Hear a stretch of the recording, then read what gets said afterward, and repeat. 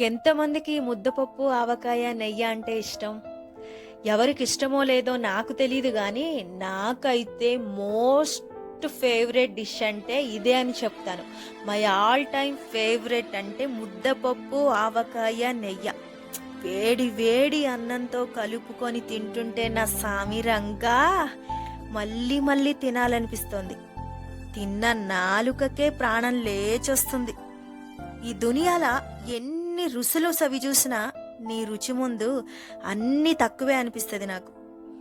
గరీబోళ్లకు ఓ పూట గడవాలంటే నీ జాడీతో దోస్తానా చెయ్యాల్సిందే. అన్నీ ఉన్నోళ్ళకి ఏదైనా అసంతృప్తి ఉందంటే అది నీ రుచి తెలియదన్నట్టే. మజ్జిగ అన్నంలోనైనా సరే, గంజి అన్నంలోనైనా సరే, అన్నిటికీ కావాలా నీతోనే దోస్తి. నిన్ను చవిచూసిన మనిషికే ఎరుక నీలోని మస్తి.